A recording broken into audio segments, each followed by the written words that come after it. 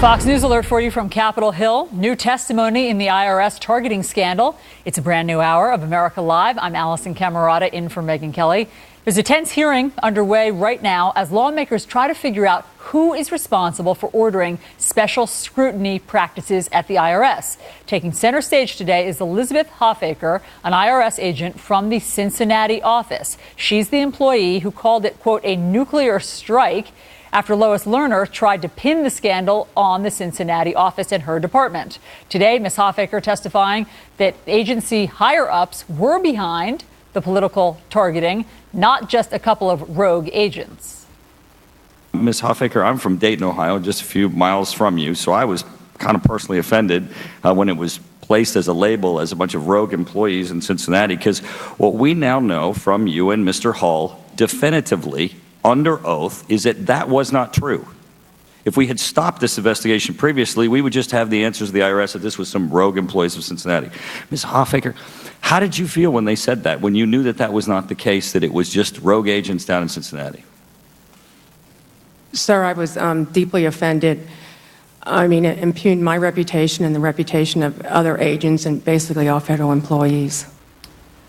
Fox's Mike Emanuel is following this hearing for us on Capitol Hill. Hi, Mike. What's the latest? Well, hi, Allison. Lawmakers are hearing from two key IRS officials who handled the applications of conservative groups seeking tax-exempt status. One from Cincinnati, you just heard from, the other from Washington. Both suggest that they were micromanaged in terms of Tea Party applications by higher-ups here in Washington, though the initial narrative, of course, as you just heard, is that this was all about a couple of rogue agents in Cincinnati. Did you and other people in the Cincinnati office feel that they were being unfairly blamed or used to excuse this political activity that was going on in the Washington office? Well, I can't comment on what others, but personally, I felt like it was a nuclear strike. I felt they were blaming us. Let's take a live look at the House Oversight Committee hearing as lawmakers try to get to the bottom of the IRS mess. There's been a fair amount of partisan bickering. One Democrat challenged Chairman Darrell Issa for previously saying this was the targeting of the president's political enemies in an election year. So when the chairman cautions us correctly to withhold judgment, to be careful, words mean something, I wonder whether the chairman wants to retract his own statements, including that one I just read on television. Mr. Chairman, I yield. I thank the gentleman. I look forward to seeing evidence that progressive groups were treated equally harshly, delayed, and anything more than looked at. Both Democrats and Republicans are saying they want the truth and they are willing to follow the facts, but along the way there is a fierce amount of elbowing. Allison? It sure sounds like it. Mike Emanuel, thank you. IRS employees from that Cincinnati office pointing the finger back at Washington, revealing the scope of the political targeting extended to the tax agency's highest offices. For more on what we've learned from this hearing, let's bring in Jordan Sekulow. He's the executive director of the American Center for Law and Justice. Jordan, great to see you. Hey, thanks, Allison. It sounds like you and I are going to have to play a little bit of the chase the blame game here, the pin the tail on the higher up, because everybody's, sort of pointing fingers in different directions. Here's what we know. Elizabeth Hoffaker there says it was not her. It was not a rogue agent in Cincinnati. It was a higher up. I think she's pointed towards Carter Hull. Carter Hull is a 50-year-long IRS specialist who says that he also got directives from higher ups to give more scrutiny to these conservative groups. I mean, where does this end? Well, there's a good indication when people don't take the Fifth Amendment, Allison. When Carter Hull decided to testify in full, as he did today, it changed where the focus was. The focus was Lois Lerner, who took the Fifth, and she's still very much involved in the fingers pointing towards her. But what Carter Hull had that came out last night that was explained further today, that one of the only two people that the president is allowed to appoint in the entire IRS, that office, the chief counsel's office, which is led by someone who has long connections to Democrat politics. He was the chief counsel for the Senate Finance Committee under Democrats when they controlled the U.S. in the 80s. His office, Carter Hull says, was responsible for this stalling, and it was all about starting around the 2010 election cycle. What does that mean? The president selected the person whose office is in charge for stopping the Tea Party groups from moving forward in the approval process.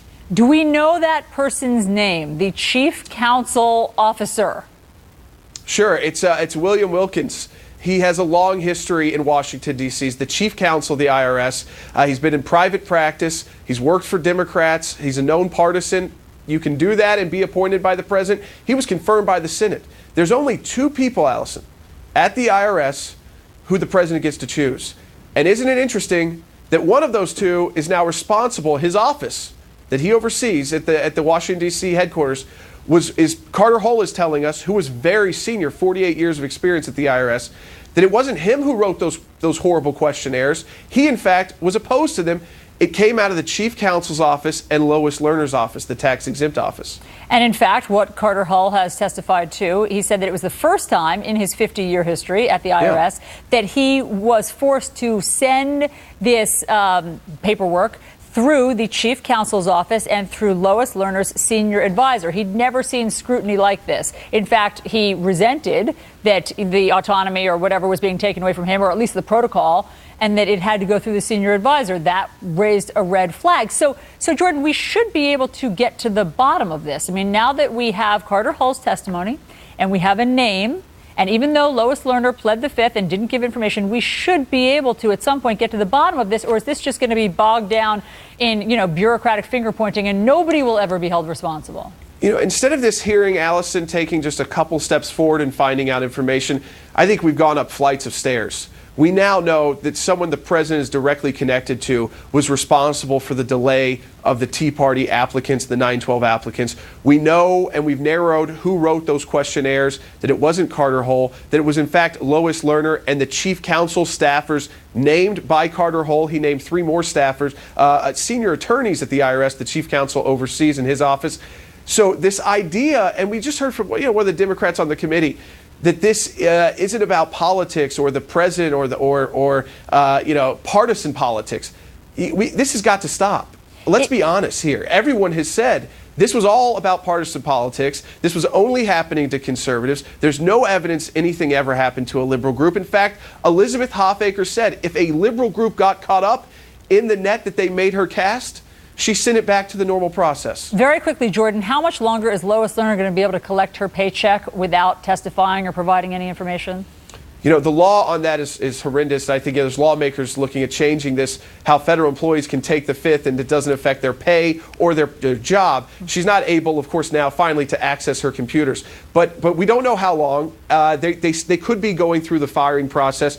And the big question will be, Allison, will Lois Lerner, maybe she was cautious at first, but because of Carter Hull, is she going to cut a deal on getting immunity from criminal prosecution, wouldn't involve our civil suit? And if she testifies, imagine the names she could name if Carter Hull was able to come out today with this new information. Jordan Sekulow, great to talk to you. Thank you. Thanks, Allison.